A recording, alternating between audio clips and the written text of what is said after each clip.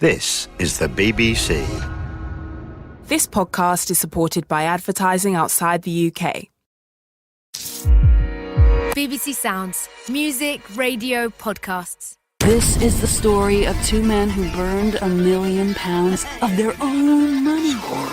Why would you do that? Make it heroic. How to Burn £1 Million by Sean Grundy and Cara Jennings. Download the free BBC Sounds app and subscribe, or visit bbc.co.uk/sounds. Chaos and confusion. Hello, Darren Harriott here with a cracking episode of Comedy of the Week from BBC Radio 4. Because I'm a stand-up comedian. And more importantly, a stand-up guy. Wink. Imagine this. It's 2023. It's been 2 years since Facebook became sentient and turned our electronics against us. Mankind is fighting for survival, fending off Facebook's army of driverless cars. Humanity is barely hanging on.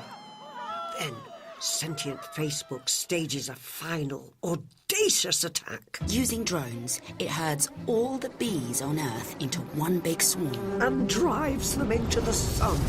Without the bees for pollination, crops fail all around the world. For a while, humans try to pollinate the plants themselves. Get it on the anther, Tony! The anther! But we just don't have the proboscis for it. Humanity finds what shelter it can and awaits extinction. It's game over. Or is it? If, right now, you're putting the finishing touches to a top-of-the-range underground bunker... Or you've got 1,500 tins of beans stockpiled in your coat cupboard. Or if you're Elon Musk and you've got a space station you can bugger off to... Then you're prepared. You're a prepper. You're the future of mankind. And if you're not prepared, you better keep listening, because time's running out and the Armageddon's coming. I'm Rachel Allende. I'm Sylvia Garrett. And this is Prepper. Disease. Peak oil. Wasp flu. Nuclear winter. Annihilation. Lorraine Kelly. The end times. Welcome to the only podcast that increases your post-apocalyptic life expectancy. As always, we're coming to you from Sylvia's garage. Sylvia's double garage. Somewhere in South Manchester. And that's as specific as we'll get. Sylvia's on a watch list at Manchester City Council. I refuse to follow the so-called rules on how much a household waste can weigh. She's the brave heart of wheelie bins. They can refuse to take my rubbish, but they cannot take my freedom. Sylvia's been preparing for the end of days for nearly 30 years. I also manage the lingerie department of the largest M&S in the Northwest, which has taught me a great deal about prepping. How so? I've supervised a double discount sale with a broken stockroom lift, 2 rookie Saturday girls and a run on tanga pants. I can handle the breakdown of Western civilization. I work in an office, so my job is less directly transferable. You slip a bit in here and there, though, don't you? Yeah. My desk drawer is full of Kendall mint cake. And I've stashed a taser in the unisex toilet cistern. It's tricks and tips like this that Prepper is all about. And this week, we're looking at a prepping mainstay. It's the canned meat and 2 dehydrated veg of prepping. It's bugging out, a.k.a. the art of fleeing the apocalypse. We'll be bugging out for ourselves. We'll be chatting with prepping superstar and bugging out record holder Calhoun Mackenzie. He's a bit of a hero of mine. Yeah, well, you thought Boris Johnson seemed like a laugh. And finally, we'll be finding out why Richard Madeley is a vital part of the forthcoming end of days. So stay tuned. But first, let's find out what we've been up to over the last 7 days with our week in prep. I got down my allotment on Thursday, harvested my second crop of Fothergill's big boys for home preservation. The ABC of prepping. Always be canning. Bit of argy-bargy with Edith on the next plot over. She claims my muck spreader is pebble dashing a gladioli. Uh-oh, don't go there, Edith. She's lucky I left my hoe on the roof rack or it could have got ugly. Never come between the lady and her big boys. Then I had my high-impact Zumba class on Friday. Physical fitness is vital for preppers. Let's face it, The end of the world is bound to involve running. It was a new instructor, and she wasn't pushing us hard enough, so I took over. Stuck Lulu on and took those pensioners to their physical limits. Taking control. Another key prepping quality. Got the class done in half the time and got on with my day. I spent the afternoon researching flick knives. Nice. I've been building up my food reserves. Laying down long-life, high-calorie foodstuffs. That's good prepping. Sadly, my flatmate won't let me store prepping stuff in the communal areas. Claims it creates a bad atmosphere. Oh, have you told her about radioactive smog? That creates a bad atmosphere. She's dug her heels in, so I'm storing my chickpeas under my bed. With my longbow. She'll change her tune, you mark my words. Come dog flu, she'll be begging you for a hazmat suit. And I'll say, sorry, Aoife, I could have stored a second suit under the sink if you hadn't demanded space for that spiraliser you've used twice. That was our week in prep. What have you been doing? Maybe you researched basic water filtration. Some charcoal and a pair of 70 denier tights is all you need. Get the cashmere feel ones, quality lasts. Or maybe you ran a 3 a.m. evacuation drill with your entire family. Quick, a pocket tip. If Nana's too slow on the escape, stick her in the front window with a crossbow to lay down covering fire. Let us know how you've prepped on the Facebook page. But remember, no trolling, flaming, or downvoting other people's posts. That's our job. Doomsday could come at any time. Maybe we frack too deep and set off a volcano. God, no! Maybe Scotland declares independence and launches a sneak nuclear attack. Or maybe Jeremy Clarkson leads a coup, overthrows the government and declares himself a god king. Worship me! Whatever the cause, when it all goes a bit Benedict Wong, chances are you'll need to get out of town. To bug out. But what is bugging out, Sylvia? This is how I explain it to my great-nephews. I tell them to think of it like a camping trip. Nice. Makes it relatable. Except you won't be coming home, you'll be sleeping on the ground, and everything will be on fire. Powerful. I bet that really hit home. Not a peep out of them. Golden silence all the way from Clitheroe to Cheadle. Having a bug-out plan is what makes you a prepper. Along with your firelighting kit. Your military-issue fingerless gloves. And your healthy distrust of authority. Particularly local authority. I'm looking at you, Manchester City Council. But you can't just make a bug-out plan and not test it. Only a part-time prepper would do that. Bear Grylls. So, to put our Bitcoin where our mouths are, Sylvia and I hit the road earlier this week and bugged out for real. It's just after 0900 hours and we're a couple of miles outside Manchester, on our way to the Peak District. Sylvia's just popped into the bushes. No doubt she's foraging a few wild berries for us to snack on. That keeps happening. What's so noteworthy about a woman in full combat gear walking down a hard shoulder? Oh, I'm impressed with this sheepy urination spout. Slips in and away you go. Nice piece of kit. And kit is key when you're bugging out. Never bug out without your bug out bag. Absolutely vital to a successful bug out. The ultimate bag for life. Have it packed and ready by your front door. Definitely. When those attack sirens go off, you don't want to be faffing about under the sink looking for torch batteries. We've got our bug out bags with us, of course. Let's take a look. Mine is at the larger end of the scale. If you ask me, you've overpacked. Classic rookie prepper mistake. I'd rather be over-equipped than under-equipped. You'll do your L5S1 vertebrae in. Yes, so you keep saying. See it happen time and again at work. That's why I refuse to lift anything heavier than a G-string multi-pack. Well, I think the weight's worth it. I've got a lot of really great stuff in here. Food rations, thermals, a tarpaulin. Spare thermals, 2 camping stoves. Is that a Lilo? I'll put a full list on the Prepper Facebook page in case you want to put together a Rachel bag. I take a more minimalist approach to my bug-out bag. You're barely carrying anything. That's just a large waterproof sock tied up with a piece of string. The more kit you carry in your head, the less you need to carry on your back. Pretty sure you can't carry a 15-day supply of military rations in your head. I don't need to, love. I can snag a stoat from a hedge any time I need to. I killed a rat with a slingback once. Should we go through your bag then? Let's. Now, I only carry 3 things. First, a knife. And my hands are deadly weapons, of course. But it's always good to have a little something extra. That's homemade, isn't it? Yes! It's the blade of a Jamie Oliver paring knife set in the handle of my favourite spatula. Lovely jubbly. Next up, rations. A litre of Scotch whisky. Classic. Multiple uses, bartering, Molotov cocktails, steadying your nerves before an improvised amputation. A real all-rounder. It's a WD-40 of the Armageddon. And your final item? This fully charged iPod. Cool. You got a little apocalypse playlist on there? No. 15 audiobooks narrated by Damian Lewis. I see. He's the best of us. Yeah, I'm not disputing that. It's going to be me, a wee drammy, and Mr. Lewis at the end of all things. Shall we get moving? Yes, just put my she-wee in my big sock. Ah! Not again! Come here and say that to my face. Wish I brought my long-range taser.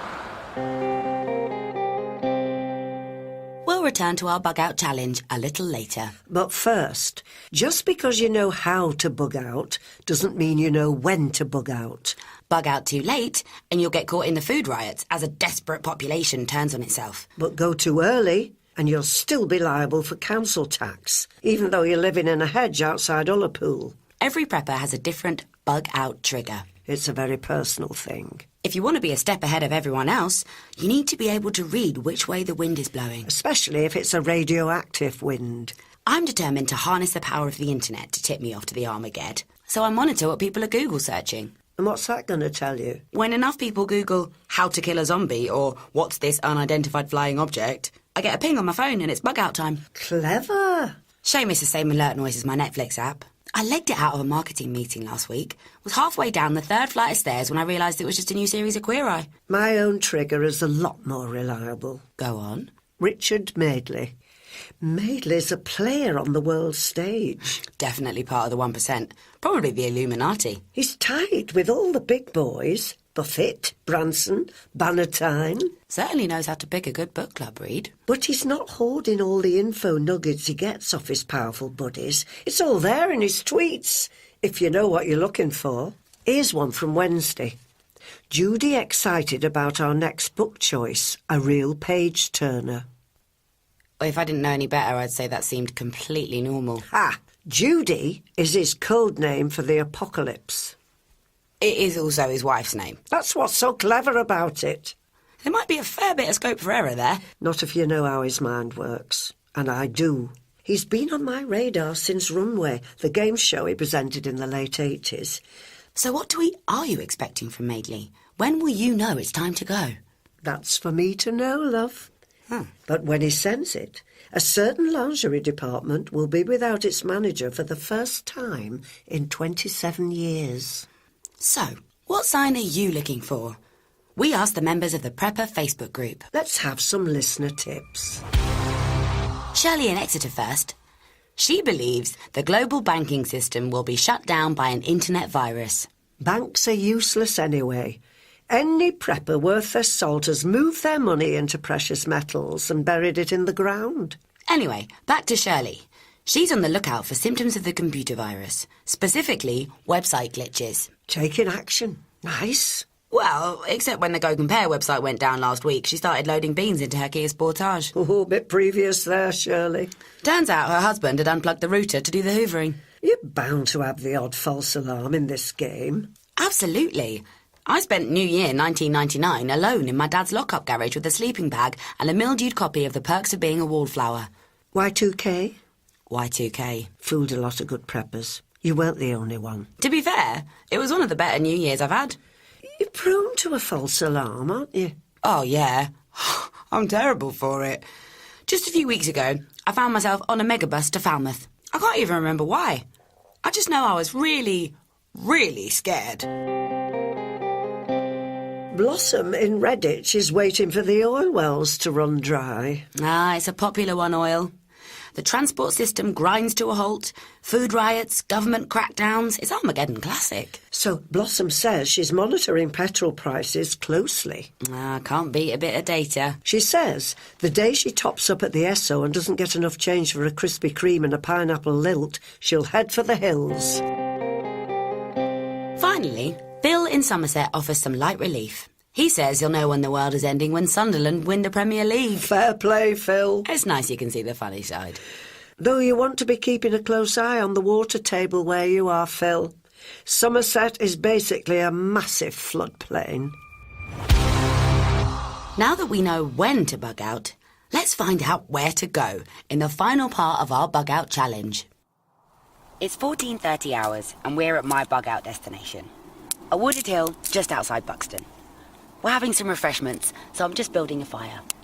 Full disclosure, we did get the bus some of the way, as walking along the dual carriageway was tedious. When you do it for real, the whole zombies chasing you aspect will stop it getting boring. Here you go, Sylvia. What's this? A homemade alternative to jerky. Much cheaper than the stuff in the shops and so easy to make. I call it radiator bacon. Oh, do you now? The recipe is so simple. Just lay some strips of bacon on a hot radiator, leave overnight, and voila. Looks like you could patch a tyre with it, if you needed to. One little hint. Do check first that no one's left their shoes drying under the radiator before you bacon up. No one likes greasy shoes. Yeah, I did point out to Aoife that the fatty coating on the brogues made them waterproof, but she's resolutely sour about it. I reckon it'll work well as a firelighter. Let's see. Lovely. It smells good too, like frazzles. Like all good bug-out locations, there's plentiful water here from the famous Buxton Springs. And I can hunt the local wildlife with my longbow. I keep a few tins of chickpeas in your massive rucksack, just in case though, eh? Plus, there's excellent visibility over the local area. True. If there was a post-apocalyptic motorcycle gang on its way from Bakewell, you'd know about it. Together, that makes this a very viable bug-out destination. It's a good effort. I'll give you that. But you've overlooked a significant problem with this location. What's that then? It's too obvious, love. Every panicking suburbanite in South Manchester will be heading out here. Really? Yeah, you won't be able to move for hastily packed wheelie suitcases and poorly erected gazebos. But I was going to move into the Opera House once the fires had gone out. Sorry, love.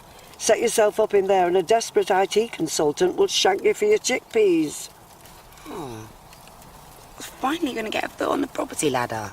That Opera House is no starter home, Rachel. It's a Thunderdome. Where are you going to bug out to, then? First rule of bugging out, never divulge your destination. Only I know where I'm going. Well, and your husband, surely. Nigel won't be coming with me. No? He couldn't handle living hand-to-mouth in the apocalyptic aftermath. It puts his week out of whack when they move Springwatch. So what are you going to do with Nigel? What any loving wife would do. A final episode of Pointless, a large drink, and a lot of Valium. Jesus. And once my Valium's kicked in, I'll euthanise Nigel.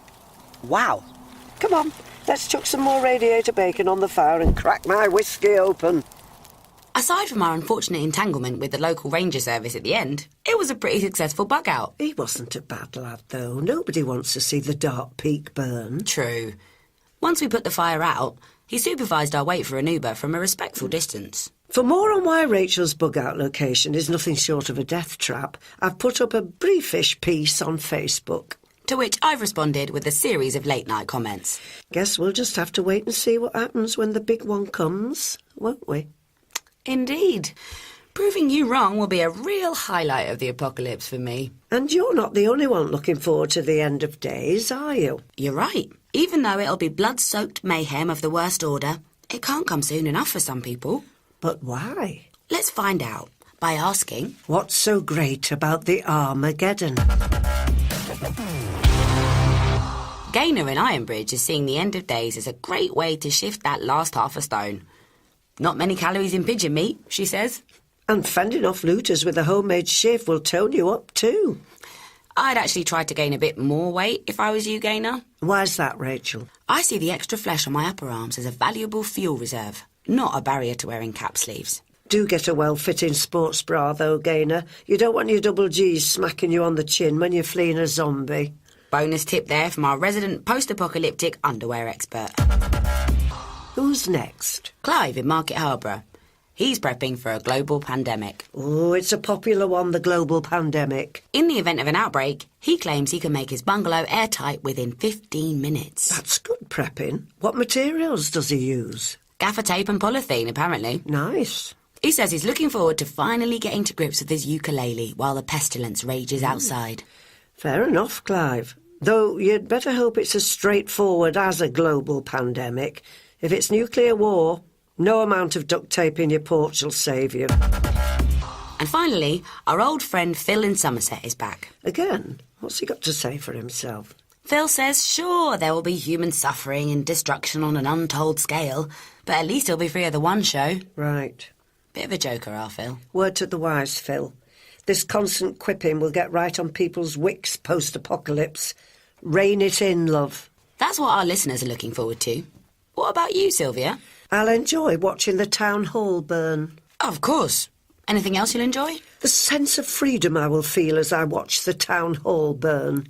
I'm sensing a theme here. I will also relish throwing all of my council tax bills into the flames as the town hall burns. Lovely stuff. Personally, I'm looking forward to how vindicated I'll feel about not having started a pension. At the end of the day, there's something in the apocalypse for everyone. That's right. You've just got to find it amongst the smouldering debris. Now, our more experienced prepper listeners will no doubt be familiar with Calhoun Mackenzie, the renowned prepping expert. Self-proclaimed prepping expert. A prolific author. He's most famous for Cut It Off and Eat It, How I Survived 127 Days in the Wilderness, the seminal book on bugging out. PDF. It's not a book. A PDF can't be seminal. When it comes to bugging out, Calhoun has been there, done that, and used the T-shirt as a makeshift water filtration device. Well, that's no great shakes. My brownie pack used the T-shirt trick in Heaton Park when the cool box went AWOL. And he joins us now, via Skype. Hello, Calhoun. Howdy. He said howdy. Brilliant. If it's okay with you ladies, I'll be rubbing pine sap onto my birch bark canoe as we talk. Please, go ahead. That's a wonderful mental image for us to enjoy. I've got an inflatable dinghy in the boot of my car. It's better than a canoe, and it packs down to the size of a shoebox. $9.99 at Argos. So, Calhoun, you're a military man, aren't you? Indeed, ma'am. 12 years in the Marine Corps. Being able to serve your country is a rare honour. I've been Brown Isle in Droylsden since 2000. It was an incident that happened after you left the military that turned you into the prepper you are today. Could you tell us about that? I was hiking in a remote national park at the time, marveling at God's glory on earth. You should visit Harrogate sometime. That's God's glory on earth. Suddenly, a blizzard set in. Came out of nowhere. Not heard of the BBC weather app? I looked into the eye of that storm as she came across the prairie and thought, why, yes, that storm means to take my life. So chilled. That's amazing. Don't get me wrong. There was panic and fear once I was snowed in, crying out for mercy and sobbing in ravines. But for that moment, there was calm. Loads of exciting things happened while you were trapped in the woods. I wouldn't call my ordeal exciting, Rachel. I would call it grueling. I'd call it lucrative, looking at your PDF sales. I didn't mean to minimise any of the horror you suffered, Calhoun. It was clearly deeply traumatic. Can we talk about the bear attack?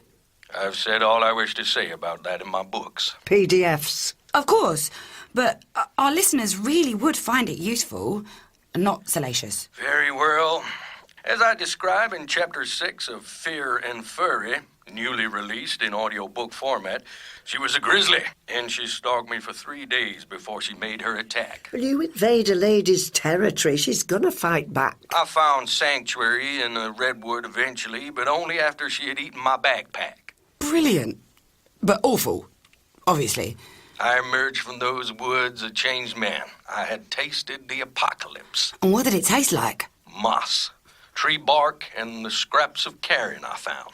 Bag of Werther's Originals in an inside pocket. Pro tip for you there. You mentioned you were changed by what happened. Were you referring to your toes? I was referring to my soul. I knew I must dedicate my life to prepping. And sharing that dedication through self-publishing, a monetized YouTube channel, and lecture tour. Right. I'd like to focus on the toes, though. You had to cut them off, didn't you? True. As detailed in Toe-to-Toe with Terror, I could no longer stand the agony of the frostbite. You should try plantar fasciitis sometime. That's agony. Can I ask what implement you used to cut the toes off? I did the best I could with my Swiss Army knife, ma'am. Amateur. A James Martin steak knife would have had them right off. Dishwasher safe as well. You live in a prepping community now, don't you? Indeed. In the very place I endured my record-breaking bug-out of 127 days. It seemed fitting I should return and reclaim the place, though so far the missing toes have eluded me. The bear will have had 'em. A starter to the main course she's planning. It must be great living with fellow preppers. All of a like mind. No one freaking out about the fish entrails in the incinerator. Well, Rachel, we're always looking for new members. All we ask is that you dedicate your time, skills, and 1/3 of your yearly income to the community. What kind of skills would I need? Traditional prepping ones. Homesteading, boat building, proficiency with an automatic weapon. We also fast-track anyone with experience in repelling, trapping, and fighting bears. I'm more about push bike repair, whittling, and imitation bird call. Well, we are open-minded about our recruits. Why not send over your prepping CV and some recent bank statements? Maybe I will. And don't forget to include your hip measurements. Bingo. Excuse me, Calhoun. What was that last bit? Your hip measurements. We need to gauge the size of your pelvic girdle to assess your breeding potential. My breeding potential. Potential. Rebuilding the human race is something we expect of everyone in the compound. Compound? Yep. That's pelvic girdle and compound. Yeah. That's a double whammy. There's no coming back from that. Repopulating the earth from healthy specimens will be a top priority. Otherwise, the bears will take over, and once they get their paws on our guns... And there he went. Well, it was fun. And to think, I bought all his PDFs. Took my Sophie Kinsellas off my Kindle to make room. Oh, don't worry, love. Something tells me we've not heard the last of that bear. Once a lady predator gets a taste of prey, she doesn't forget. Never meet your heroes, right? I should have learnt my lesson that time Yvette Fielding shoved me in the foyer of Aston Hall. He wasn't your hero, Rachel. Your hero is closer than you think, quietly guiding you, but asking nothing in return. I'll bounce back. Bit of negging on his YouTube videos and some explosive Amazon reviews, and I'll be right as rain. Good. Now, let's wrap this show up so you can get the guts out of that roadkill badger I found this morning. Coming up next week on Prepper. Rachel will be heading into the woods to take a survival course. But can it teach me anything I don't already know? Obviously not. But you might learn something. We'll be looking at how to deal with non-preppers when doomsday comes. From shoving them out of the way so you can get a clean shot on a zombie to using them as cannon fodder, we'll tell you everything you need to know. And they're underprepared, over-emotional, and too small to bump start a Yaris. But can children pull their weight during the apocalypse? We'll find out. That's next week on Prepper. See you then. If we're all still here. Prepper was written by Caroline Moran and James J. Moran. It featured Sue Johnston, Pearl Mackey and Simon Holland-Roberts. The producer was Steve Doherty, and it was a Giddy Goat production for BBC Radio 4.